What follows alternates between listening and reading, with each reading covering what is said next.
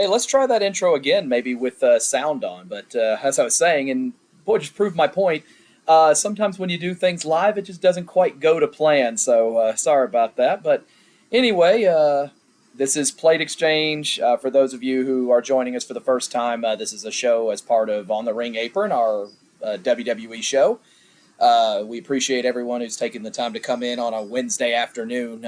Not normally when we're here to be able to do our shows, but at the same time, life is, created chaos where it needs to. We've had reasons to, need to change things around, with one of the biggest ones also being, of course, the passing of Bray Wyatt.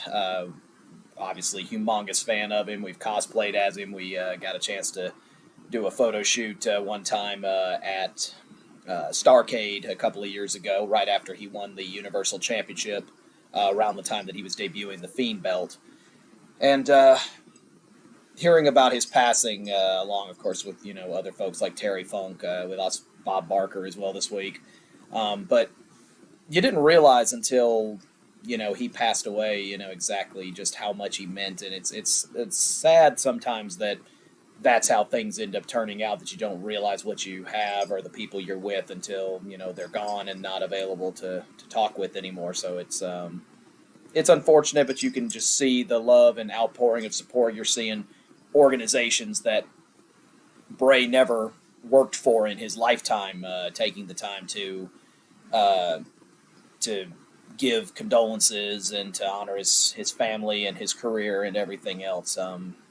He's going to be greatly missed. The amount of work and the amount of effort that he put into every single one of his performances is going to be something that's going to get missed. So in honor of that, I'm wearing part of my cosplay. Unfortunately, I don't have the ability to get into the rest of it because I've picked up a little weight, unfortunately.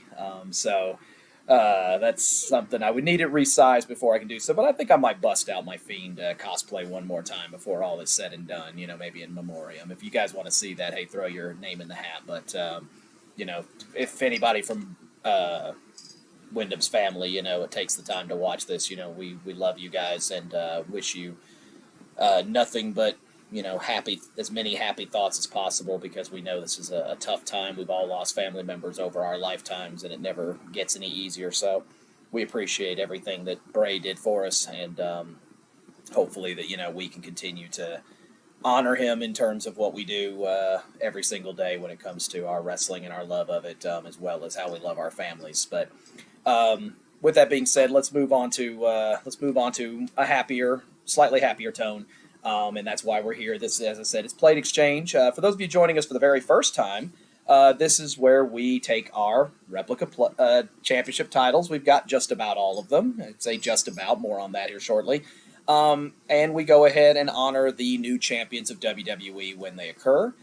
For this particular episode, we do have 3 championship titles that we're going to be going through, as well as acknowledging 2 others whose plates we don't have yet. We will be talking about the 2 new champions in NXT, which are the North American champion, Dirty Dom Mysterio, who has already defended his championship several times. So that one was certainly a shocker, him ending the record run of Wes Lee on NXT. We will be talking about the new NXT Tag Team Champions. That is the family, Tony D'Angelo and Channing Stacks Lorenzo, who have won the tag team titles down in NXT from Gallus, ending their run. And then we also have a new WWE Women's Champion on SmackDown. That is now Iyo Sky. Technically, we had 2. Let me correct that. We technically, for about 45 seconds, got a new champion in the form of Bianca Belair, winning the championship for the very first time. Her 3rd championship title run in WWE. Unfortunately, she did take a knee injury during the match, which was a triple threat with Charlotte Flair and Asuka. But after she won the championship, she was cashed in on by Iyo Sky and has since won the championship. So we do have new championship titles, plates to be able to show on that. And so we're going to get to those here in a moment. 2 other championships that we do want to acknowledge on here. We just haven't had a chance to get the plates yet. We do have also a new United States champion. That is Rey Mysterio, ending the record run of Austin Theory. Mysterio will be defending this Saturday at Payback against Theory in his obligated rematch. We haven't seen Rey's plates yet, but kind of interesting that after winning the tag titles together, that both of the Mysterios are now holding singles championships in WWE at the same time. And we also have, in an ironic way, a new set of women's tag team champions in the form of Chelsea Green and Piper Niven. It was originally Chelsea Green and Sonya Deville who defeated Raquel Rodriguez and Liv Morgan to win the championships. However, the ACL tear for Sonya Deville has put her out of action for close to 9 months. So unfortunately, Chelsea needed a new partner, and ultimately she was told that Piper herself would be the new partner for her. We don't have new plates for either of them yet either, so when we do have copies of those, we will be presenting that here on the show. But we're going to go ahead and move to our first of the championship titles that we're going to talk about here, and that is the NXT Tag Team Championships. So we'll go ahead and throw that down there at the bottom. Let me take this and slide it down so that way we can see the thing. There we go. And that is the one here to my side here. So let's go ahead and get that out. The former champions were Gallus, and we did have their plates on there as well, so giving you guys a quick peek at their plates before we take them off, and getting an opportunity to show off the new plates that were designed for Tony D'Angelo and Stax Lorenzo. And we do have copies of their plates here, so we'll go ahead and show those off as well. We'll start with Stax. The lighting, not great for this one, but we do have that one. And then D'Angelo's, I'm going to turn it this way so that way the light can get on that one a little bit better. Getting us a good look at that one as well. So we'll go ahead and move those onto the tag team titles. And normally, if we have, some decent fan interaction, this is usually where I would let you guys jump in to kind of lead the way, but as I said, we're doing this at an odd time, so unfortunately unable to really have any particular topics to talk about. So in between each of these, I am going to go ahead and use this time also to commemorate Bray Wyatt to the best of our ability. And getting an opportunity to be able to see Bray throughout my, time as a wrestling fan has been an absolute joy. Of course, getting a chance to see him all the way down in developmental, Florida Championship Wrestling, before NXT existed, and seeing him being able to come up with Brody and with Rowan, and seeing exactly what the family would be, inevitably adding Braun Strowman to it after they were struggling to beat the Shield. And there's his storyline, of course, with Roman Reigns, and getting an opportunity to compete against him before, this is pre-Tribal Chief Roman Reigns, of course. But, getting a chance to see exactly what, Bray was all about, and just, it didn't matter which persona he came out as, because you saw him originally as the leader of the family, the eater of worlds, inevitably becoming, Funhouse Bray, of course, his most successful iteration, The Fiend, and then inevitably his last one, which was kind of going to be a remake of Bray in his, in some type of new form, was going to potentially have, a family type of setting with Uncle Howdy. Alexa was going through some periods of time where, she was kind of fading in and out between her old self and her new self. So it would have been definitely interesting to see how they were going to portray what was just seemingly known as the Wyndham Six, and who all were going to be the members of that stable. But I think that most people expected that was going to be kind of the new bloodline and the new Judgment Day per se. But ultimately, it's not to, be seen, at least not at this time. I don't know if they'll try to continue any further story with, Uncle Howdy or anything like that, or if ultimately Bray's passing brings it into that. I think it's too soon to tell that right now. It would be disrespectful to try to decide on that at this time. But, getting a chance to see exactly just the range that Bray had, being able to play multiple characters, being able to entertain you both on the mic and in the ring was just something that was amazing over time, and I'm really glad that I got a chance to see him as many times as I did. As I wrap up our first belt here, which is, again, the NXT tag titles, the Tony D and Stax Lorenzo plates are now on our NXT tag team title. So that goes ahead and brings it into that one. So we'll go ahead and place that one over here. And we'll be putting some pictures up on our social media as well. So if you guys do want a chance to see some more close-up looks of those, we'll have an opportunity to be able to see those. So make sure to follow us on our other social medias, Twitter. We're on Instagram. We're on Twitter, of course, YouTube, TikTok. We are on The Hive, which is the Canadian version of, I guess, what you would call X now. And then also on Facebook with the Mania Club as well. So 2 to go now. So we'll move into our second belt, which is the North American Championship up here. This was the one that ended the record-breaking run of Wes Lee. We have already removed the Wes Lee plates off of this one because there was, of course, the possibility that Wes was going to win the NXT Championship a couple of weeks ago from Carmelo Hayes. Ultimately was unsuccessful, but is clamoring to get himself another chance, and I have a feeling that match might be coming up here soon. But we will go ahead and switch the plates of the new North American champion, and that is Dirty Dominik Mysterio from the Judgment Day, winning his first singles championship in WWE, and doing so in exciting fashion, ending that record run of Wes Lee. And we'll go ahead and show off his plates. Both plates do look the same, so we'll show off just the one we have. And that is that one right there. I'm going to try to center it. I'm doing terrible at this,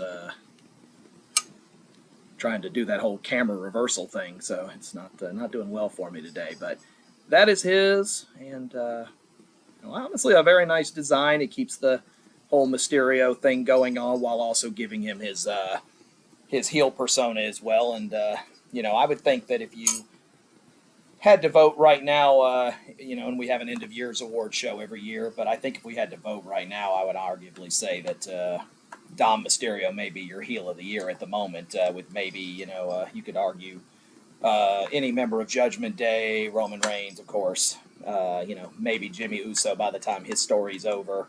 But we'll see how all of that pans out. But moving back into my Bray Wyatt conversation here, I look at everything that he achieved within the company and his ability to be able to captivate a crowd. Of course, looking at the creation of the Fireflies and and how that's stuck around, and now you see it in even more locations, even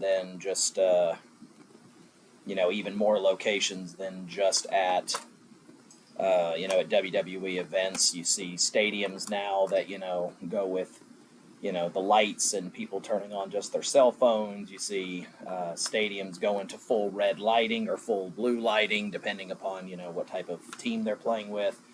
So you can see that his influence is stretched far beyond just wrestling. But being mesmerized at his entrance when he originally, was in NXT, ultimately coming up to the main roster with Eric and Brody, and portraying off immediately that his stable, the Wyatt family, was going to be somebody to be messed with and be reckoned with very much, was very exciting. You knew it was only a matter of time before this was going to be a team that was going to take over WWE, and they did very quickly. Multiple tag team championships, multiple additional family members that I think you could have argued may have never been able to do so, because you saw the likes of people like Alexa Bliss, Daniel Bryan, even Randy Orton for a little while, ultimately being part of the Wyatt family. So, his influence as a character definitely stretched far beyond that of just himself. But then it was really his push into being on his own after Braun left the family, after Brody was released and went to, the other company. And, but of course before his passing, and you saw that the creation of Funhouse Bray and inevitably The Fiend allowed him to be able to tap into a new, more sadistic side that really in retrospect you hadn't seen since maybe you could go back and argue maybe somebody like Kane or somebody like Viscera or maybe members of the Brood. You've got to go back quite a ways to find a character that just brought that bone-chilling experience to you every single time he appeared.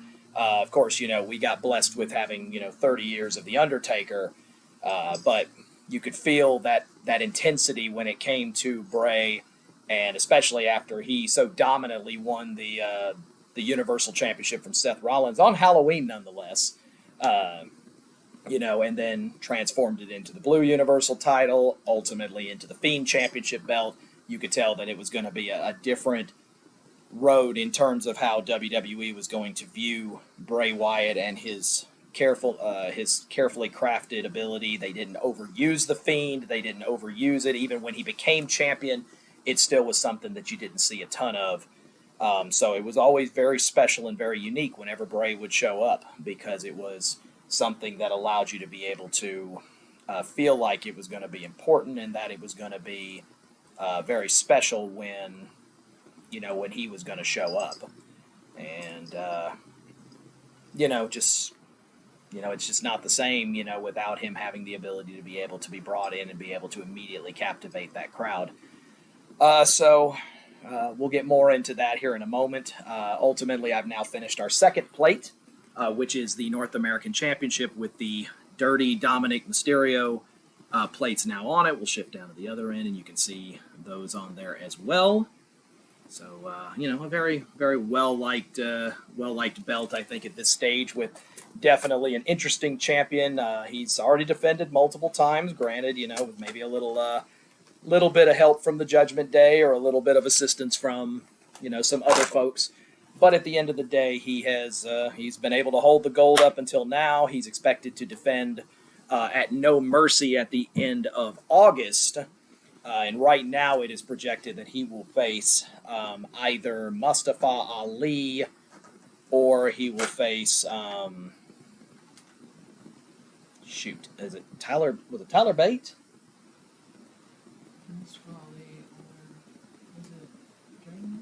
No, it was Dragon Lee. You're right.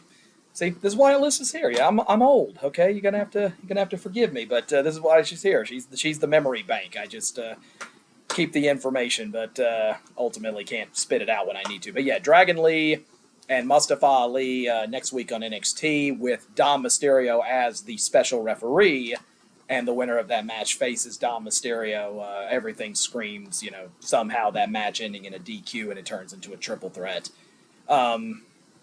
So we'll see how it all pans out. But either way, one title to go, and that is I guess what you will call our main event of this particular episode, and that is for the Women's Championship in terms of the new WWE Women's title over on SmackDown. As I mentioned earlier, we have almost all the belts, but we do not have the Women's Championship belts yet. So unfortunately, we do still continue to hold the Raw Women's title, which was the official title that it replaced. And as soon as we have it, it's on order. It's going to get here soon, and when it does, we will be happy to present it here on the show. We'll do another plate exchange just to, retire the old titles and bring in the new one. But ultimately, the Raw Women's Championship became the WWE Women's Championship and went over to SmackDown. It was in the hands of Asuka, who lost it in a triple threat match at SummerSlam to Bianca Belair. The match also involved Charlotte Flair. But about 45 seconds after Bianca won the championship due to a knee injury, she was cashed in on by the now incumbent champion, Iyo Sky of Damage Control. And that's whose plates will be going on here now. So we'll first show the Asuka plates. Seen multiple times on our show. We've had this title on here a number of times on the tag team titles, both women's championships, so we've seen lots of this one, but we will get a chance to put a new set of plates on here, and that will be Iyo Sky's. She had about 2 weeks where she didn't have any, but now we do have some plates for her. I hate the fact that they ended up making them very, very generic, because ultimately, you wanted to see something that was a little bit nicer, a little bit more to the point. But unfortunately, they went very, very generic with hers, kind of just giving her a generic Iyo Sky with a little bit of that, I guess you could call it kabuki writing or something at the top. I really thought they'd do better, or maybe, stick with the whole damage control plates like they did when her and Dakota won the tag titles last year. But, they at least gave her something with her name on it, so I guess we can't complain too much. But we'll go ahead and get those on here at this time to wrap up our show here. And again, for those of you that have jumped in, or if you're watching this on YouTube a little bit later, I know we've had this one posted for, it's going to happen for well over, a week now, but I appreciate the patience as we, have some things come up, and then Bray's passing kind of hit us and a lot of other people a little harder than initially expected. So returning to Bray, ultimately, his run of The Fiend ended up being kind of what encouraged, me to really kind of get more involved with the WWE Universe. My Fiend cosplay was very well received, easily the biggest one I've done up to this stage. My wife Kia ended up, who's one of my co-hosts here on the show as well, ultimately ended up going as the doll. So it ended up being, something that we did together. And it was wonderful just walking around our hometown on Halloween and seeing, just how many people recognized, exactly who it was and who they were talking about. But seeing The Fiend and Abby the Witch, walking around things that, around town, and people knew exactly who we were. It was definitely something that was pretty cool to be able to be a part of. But then, they gave him this almost unbeatable mantra until, for reasons that I still to this day can't explain, they had him lose in minutes to Goldberg at, one of the Saudi Arabian events. And it's really just like The Fiend was never the same after that. He also took another WrestleMania loss later on to Randy Orton the next year, which would end up being Bray's last match at Mania. And then, of course, he had some infamous ones.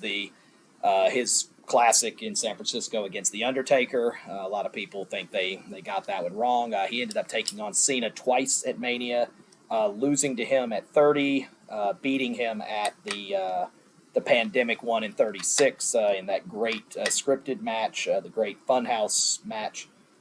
So you see, he definitely got his fair share of great matches over the time. And then, of course, his last match, and we got a chance to see it live. If you're on our YouTube, you can go back and look up the entrance and see things from our perspective. But he took on probably the most popular guy in WWE right now in LA Knight. In that Mountain Dew pitch black match, there was interesting lighting, glow-in-the-dark paint, etc. So it ended up being something spectacular, definitely fitting of Bray and his the aura that he brought into the arena. That wraps up our last belt here, and just showing it off real quick with the new Iyo Sky plates on there. As I said, very, very simple, very generic. I cannot say I'm a huge fan, but they're not mine. So, hey, until I go win a championship, then at that point I can complain about it. But until then, I know Iyo's proud, and I'm sure everyone that's, a fan of hers is obviously very happy about it as well. But that goes ahead and wraps up our last one here, and I know that a lot of the conversation about this one kind of went towards Bray, and deservedly so. But, it wasn't until he passed away that we realized just how much of a difference he made in our household, and just, not just necessarily how much memorabilia we had bought, but also just the amount of time, effort, respect that we had, given to Bray and everything that he brought to the company. seeing the outpouring of love and support. There's like a 40-minute tribute video that was released today on YouTube from almost the entire WWE roster, essentially giving their thoughts and their last commemorations towards Bray, with Samantha Irving giving a very beautiful rendition of the whole. He had the whole world in his hands. At the very end, it was very touching. If you don't shed a tear, it's one of those where it's like, I'm not convinced you're human at that point. But it is what it is. At the end of the day, this is one of those gentlemen that this one's gonna hurt for a while, and I hate it. But at the same time, like Michael Cole said, before SmackDown and then the following Raw. He entertained, and that's exactly what he did, and he did a fantastic job at doing so. We're a very small drop in the bucket in comparison to the entire world that is professional wrestling, sports entertainment, WWE, whatever you want to call it. But at the end of the day, we send our heartfelt condolences to the Rotunda family, to JoJo, to his wonderful children, his family. To all of his friends, anybody and everybody who was hurt by this, because we're part of that too. And it's just another reason to take that extra minute, hug your loved ones, tell them, give them a kiss, give them a hug, tell them you love them, because you truly just never know when, your name is going to get called. And a lot of people have taken consolation in the fact that, now him and Brody have been reunited again. And I think that a lot of people can take some solace in that. But anyway, that concludes our show. We are going to be here tomorrow. Look for us early part of the afternoon for Top Rope spoilers for WWE Payback coming up this Saturday from Pittsburgh. We'll have our live predictions. If you go on our YouTube, the polls are available where you can go ahead and put in your votes. They've been out for about 7 or 8 hours now, so take the time, go follow us, check it out. Go watch some of our previous videos, maybe from SummerSlam. Go watch some old Bray Wyatt intros, etc. And you guys just enjoy the rest of your day. We're getting ready to head to Atlanta United here shortly. Go United. And we'll catch you guys down the road. So we appreciate it. And you guys have a great night.